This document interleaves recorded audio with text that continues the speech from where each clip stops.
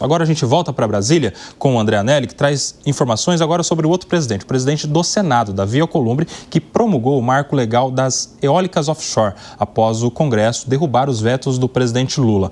A nova lei regula a instalação de usinas de energia eólica no mar, incentivando investimentos e a geração de energia limpa no Brasil. André Anelli, tem uma questão aí, porque o governo federal afirmou que a nova norma vai encarecer a conta de luz. Qual seria o impacto para o consumidor, segundo o governo, hein? André Anelli, novamente conosco aqui no 3 em 1. Bem-vindo mais uma vez. Obrigado novamente, Kobayashi. Um impacto de pelo menos 164 bilhões de reais por conta daqueles vetos que foram derrubados no último dia 17 de junho na sessão conjunta que aconteceu aqui no Congresso Nacional. O presidente Lula acabou vetando, a gente relembra, algumas medidas que são consideradas jabutis, aqueles trechos que entram em um projeto de lei, mas que não têm muito a ver com o texto original. E alguns desses jabutis eram aqueles que previam a contratação de usinas, como por exemplo termoelétricas, e que iriam ser contratadas então pelo Proinfa, um programa que prevê a contratação desse tipo de estrutura, que seria uma fonte alternativa de energia. Além disso, outro veto que foi feito pelo presidente da República e que foi derrubado aqui no Congresso Nacional era a respeito da contratação de IPCH, as pequenas centrais hidrelétricas. Então, com essas e outras medidas que o governo federal acabou vetando, mas que tiveram esses vetos derrubados pelo Congresso Nacional, existe a estimativa de que o custo da energia elétrica vai ficar em torno de 164 bilhões de reais e que seria dividido para todos os consumidores aqui do país. Existe a expectativa ainda de que o próprio Congresso Nacional, ou pelo menos o governo federal, faça a edição de uma medida provisória no sentido de fazer com que sejam remediados esses impactos, ou o próprio Congresso Nacional acabe formulando uma medida e que seria então posteriormente votada aqui mesmo no Legislativo, mas por enquanto o impacto estimado continua sendo esse de 164 bilhões de reais no projeto de lei das offshores, aquele projeto que regulamenta a instalação de usinas movidas à base de vento fora da costa marítima, ou seja, já em águas ainda pertencentes ao território brasileiro, e essa medida então acabou sendo colocada pelos parlamentares como uma oportunidade de inserir esses outros trechos que foram derrubados pelo presidente da República, vetados,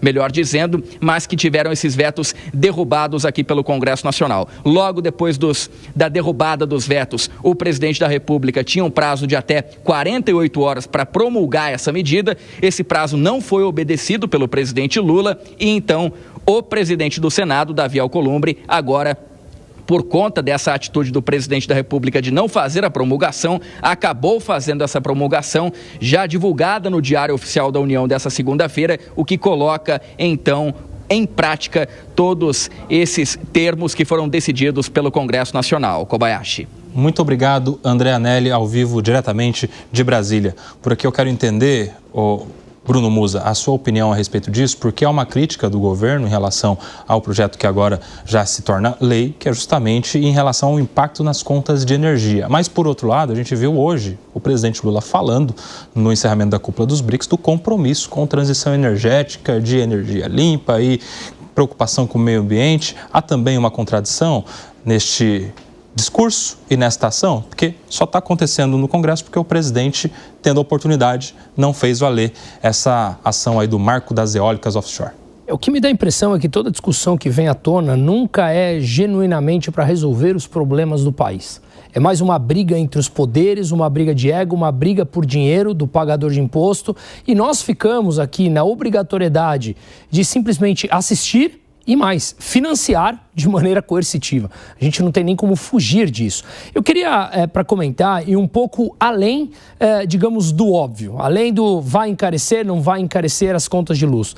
Vamos entender como é que funciona, por que o sistema precisa de subsídios?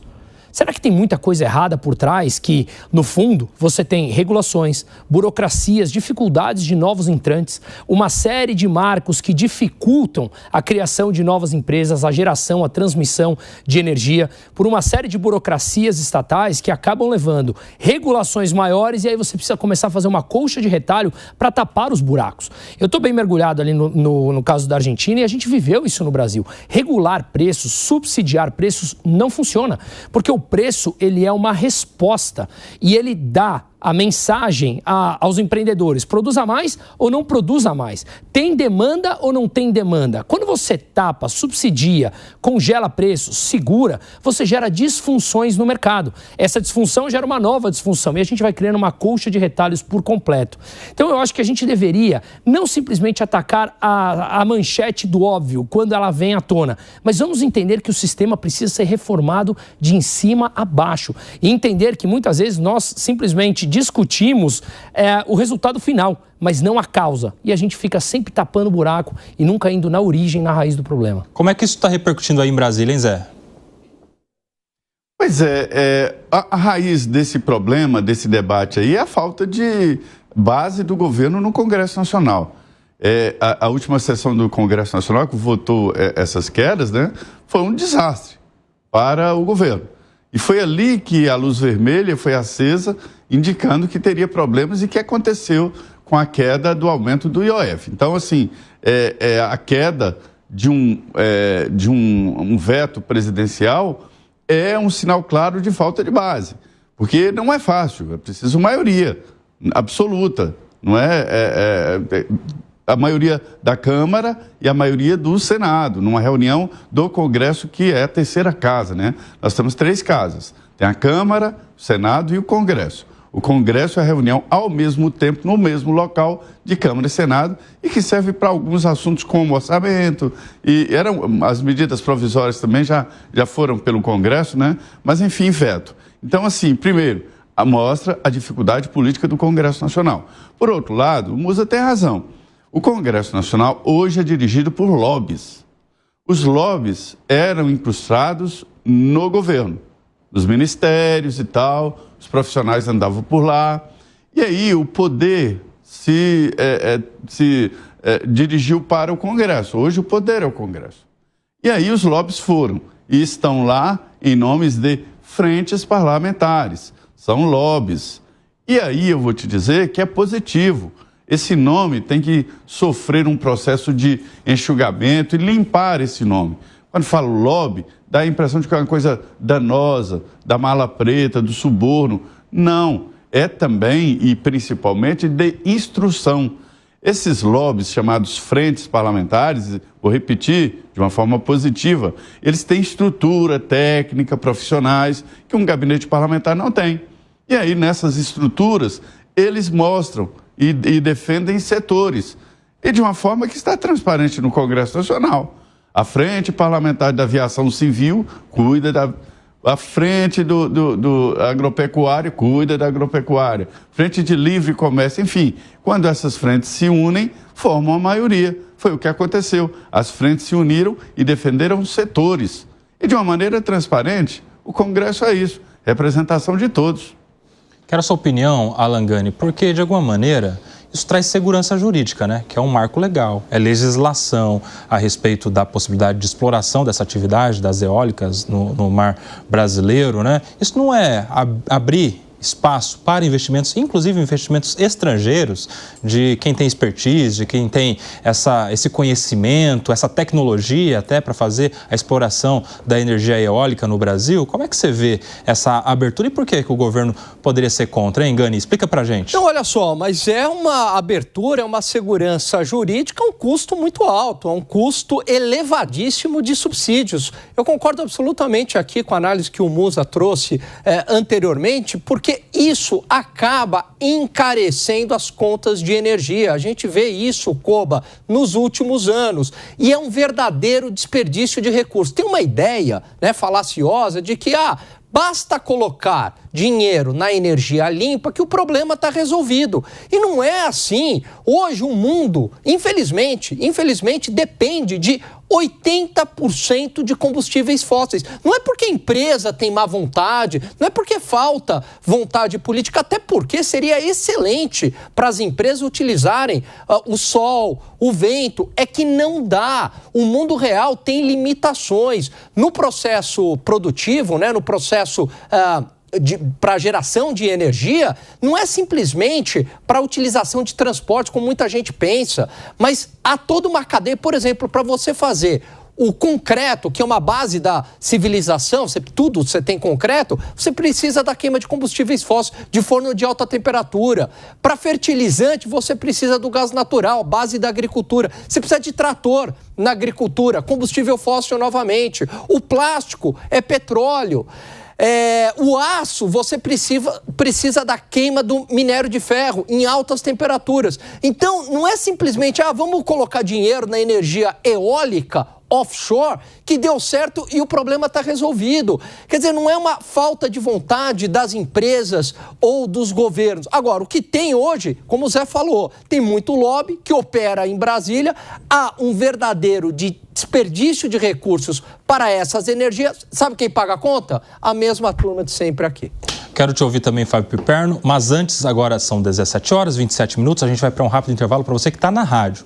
Por aqui a gente segue com as opiniões afiadas do Fábio Piperno. Alan Gani não vê, pelo menos no curto e médio prazo, essa questão de transição energética acontecendo, não. Há muita dependência ainda do combustível fóssil, Fábio Piperno. E você, se alia a quem nessa história toda? Não, que a dependência do combustível fóssil, isso é evidente, o Alan tem toda a razão. Buscar a transição é fundamental, até para a gente olhar para o futuro, né? Garantir o nosso futuro. Mas, Piperno, esse é o meu ponto. Buscar a transição, concordo contigo, mas a que preço? Não. Então, aí, Alan, vem uma outra questão que faz muito parte, cada vez mais, da cultura brasileira e da cultura do nosso parlamentarismo de extorsão, que é o seguinte: toda vez que a gente ouve falar em frente parlamentar ou em lobby dos parlamentares, você pode ter certeza que isso é um eufemismo que significa gente que não quer pagar imposto. Gente que não quer pagar imposto e quer mandar a conta para o outro setor, enfim, para os outros. Então, esse é um assunto que vem sendo discutido lá há muito tempo. Pergunta, por exemplo, para o rei do gás, Carlos Soares, se ele está chateado com essa lei que acabou sendo, enfim, com essa... uma lei mesmo. A lei, exato, que acabou sendo aprovada e que foi sancionada pelo presidente do Senado, Alcolumbre. É óbvio que não. Então, quem são os grandes vencedores? A quem interessa? Façam sempre essa pergunta: a quem interessa isso? Então, é mais um momento em que é muito fácil para o Congresso chamar o governo de gastador, mas o Congresso vetou. Aliás, desculpa, o governo vetou. O Congresso foi lá e liberou geral. Então está aí o preço. 164 bilhões, acho que por 20 anos, né? Enfim, é uma dinheirama e tanto. Mas o fato é que, por exemplo, aqui em São Paulo, as contas de energia elétrica já vêm esse mês com um acréscimo aí de 13%, se eu não estou enganado. Dá mais ou menos... ANEEL. Oi? Aprovação da ANEEL para o reajuste das contas da Enel aqui em São Paulo. Você vê, são... mais de 14%. 150% mais ou menos acima da inflação, da taxa anual de inflação. Também porque tem um monte de penduricalhos que acabou entrando lá. Então, quem é que paga a conta e quem é que está aprovando esse tipo de aumento? É isso que a sociedade tem que perguntar. Pediu o Bruno Musa. Justamente esse é o ponto que eu voltei na raiz, né? Ir na raiz, que é o que o Piperno falou agora, são os penduricalhos. Não é só olhar, subiu o preço. Por que subiu o preço? Vamos entender de fato por que os preços realmente sobem. Aonde tem toda essa burocracia que emperra que o mercado realmente floresça e cresça. Porque quando o Piperno falou, o executivo executivo foi lá e vetou, como ele muito bem disse também, o executivo é carregado de interesses. Não é porque ele está preocupado só com a conta de luz, é porque isso é antipopular. Ele está pouco se importando também que lá na frente o efeito de segurar o preço na unha vai dar errado, porque historicamente dá errado. E aí, quando a gente fala, só para finalizar dessa transição, que eu concordo muito com o Alan, a que custo? Parece que a gente assumiu um imediatismo, e talvez esse imediatismo tenha se exacerbado a partir da pandemia, em que a gente precisa em 5 anos mudar o mundo. Só que isso é muito caro. Estamos dispostos a pagar mais alto por produtos para que essa mudança seja realmente rápida, se possível? A gente precisa olhar também para trás nos últimos 20, 30 anos e ver que a evolução de novas fontes de energia ela vem crescendo de maneira importante. Deixa acontecer a evolução tecnológica. Tudo que nos rodeia foi feito apesar das dificuldades burocráticas que nos criam. Porque a tendência é que o ser humano, quando deixado livre, a capacidade criativa do ser humano de empreender, ela tende ao infinito. E ela gera soluções importantes, como de fato está acontecendo com novas alternativas de energia. Mas não dá para esperar em 5 anos. O custo é muito alto. E o mundo não está disposto a pagar com a inflação por isso. Já que você falou em alternativas, ô Bruno Musa, eu quero provocar aqui Alan Gani. Diga. Vamos pensar em alternativa então, porque o Brasil tem uma costa aqui continental e com ventos que favorecem a exploração justamente da energia eólica aqui no Brasil.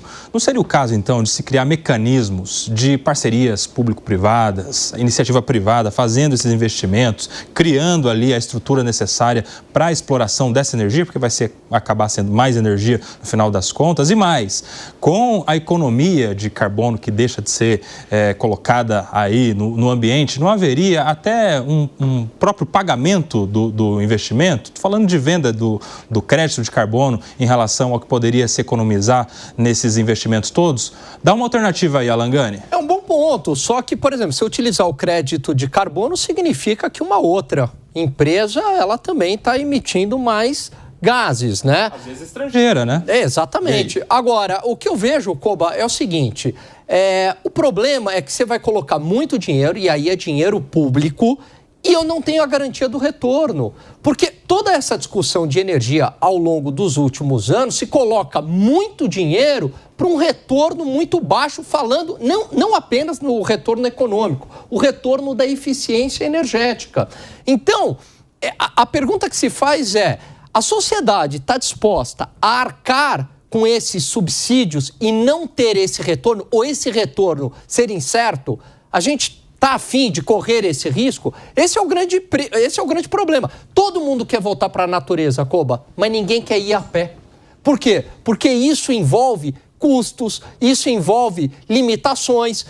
Então, eu sou amplamente a favor que se busque alternativas de investimentos em energias alternativas. Tudo bem. Agora, que se faça isso com o capital privado, que você assuma o risco disso, né? E sem dinheiro público. Por quê? Porque é dinheiro público a gente que vai pagar essa conta.